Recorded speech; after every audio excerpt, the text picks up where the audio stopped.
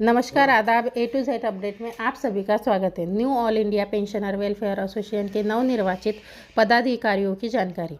राष्ट्रीय अध्यक्ष एस.के. अजय गफूर, महासचिव राजेंद्र झा, कोषाध्यक्ष एस.के. आहिरे, कार्यकारी अध्यक्ष एम.पी. तिवारी। यह संगठन पेंशनभागियों के लिए 8वें वेतन आयोग में प्रतिनिधित्व करेगा और उनकी समस्याओं को उठाएगा, जैसे कि कम पेंशन और अन्य कठिनाई। वे पेंशन आयोग के अध्यक्ष से मिलकर इन मुद्दों को हल करने का प्रयास करेंगे। आगे की जानकारी के लिए हमसे जुड़े रहिए और देखते रहिए ए टू जेड अपडेट। जब रिटायर्ड होते हैं तो यदि जून में रिटायर्ड, 30 जून को रिटायरमेंट है, तो 30 जून को यदि रिटायर्ड नहीं होते तो 1 जुलाई को उसको इंक्रीमेंट मिलता। 30 जून को रिटायर्ड हो गया तो वो इंक्रीमेंट नहीं मिलता उसको।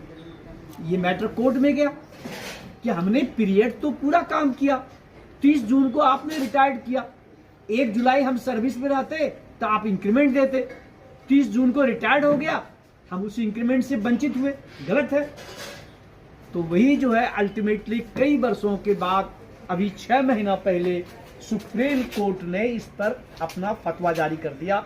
सुप्रीम कोर्ट ने कहा जो 30 जून को रिटायर्ड होते हैं या 31 दिसंबर को रिटायर्ड होते हैं, उनको 1 जनवरी का या 1 जुलाई का इंक्रीमेंट मिलेगा। क्या इरादा है मोदी जी का? मोदी जी का इरादा है कि पहले लोग कम जिंदा रहते थे, पेंशन दिया, नौकरी से गए, 10 साल में तो छुट्टी हो जाती थी ज्यादातर लोगों, कुछ लोग बचते थे। अभी लोग हेल्थ कॉन्शियस हैं, तो अभी जो है लोग 80-90 साल भी जा रहे हैं, तो मोदी जी को बहुत भारी पड़ रहा है। वो 75 को हो गए, बड़ा अच्छा है उनके लिए शासन करना, लेकिन दूसरे ज्यादा दिन जी रहे हैं, उनको बहुत भारी पड़ रहा है।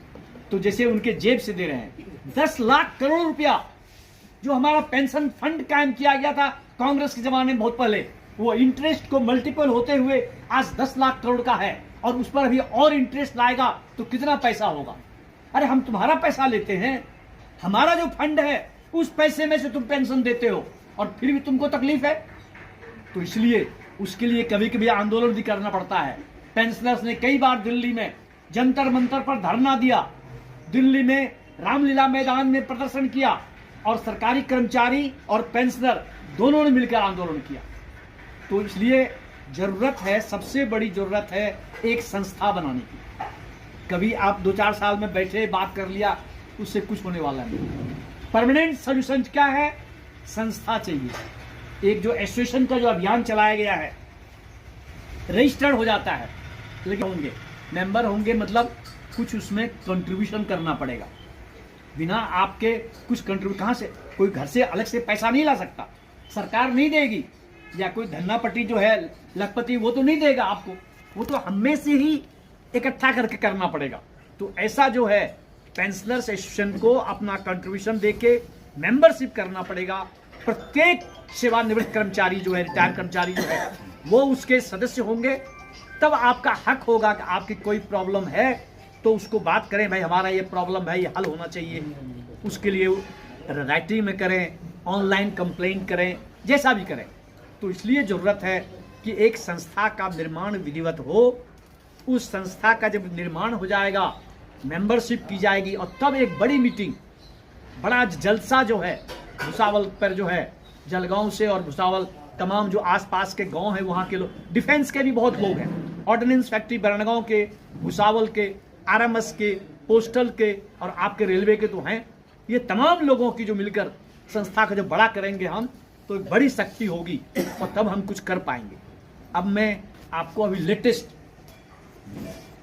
ये जो बताया, मैं इसलिए बता रहा हूं, मैं जो हूं all India Defence Employees federation, जो डिफेंस के वर्कर है, 41 ordnance factory, COD, DRDO, MES, navy, air force, army centres, जितने देश के हैं, करीब 5 लाख कर्मचारी हैं, उसका एक मेजोरिटी जो फेडरेशन है, उसका मैं नेशनल वाइस प्रेसिडेंट हूं। वो जो शिव कुमार बताया, जो गया था मिलने पे कमीशन से, वो हमारा जनरल सेक्रेटरी है। तो इसीलिए as a vice president, national vice president of All India Defence Employees Federation, उसको लेकर जो है तमाम जगह मोबिलाइजेशन कर्मचारियों में भी करते हैं।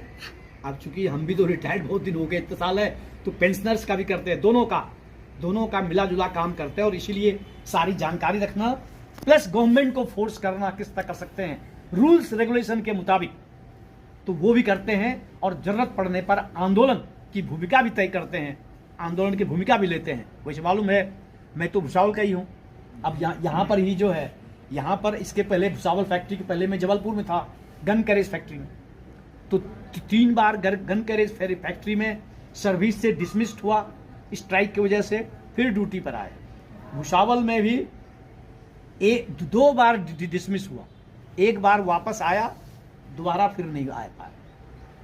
तो इसलिए मैं तो जानते हैं इसी स्ट्रगल में पूरी ज़िंदगी जो है, मैं वैसे जिस तरह हमारे अजीज भाई पढ़े, मैं भी 1965 कलकत्ता यूनिवर्सिटी का साइंस ग्रेजुएट, 71 में AMI section A and B यानी B इंजीनियर, मेटलर्जिकल इंजीनियरिंग, और ऑल इंडिया ये इंजीनियरिंग अप्रेंटिस होती थी, जैसे रेलवे में फर्स्ट क्लास अप्रेंटिस होता है, उसी के डिफेंस में भी था, उसको बोलते थे इंजीनियरिंग अप्रेंटिस। अब नहीं है, बहुत साल से बंद हो गया, उसका मैं अप्रेंटिस था।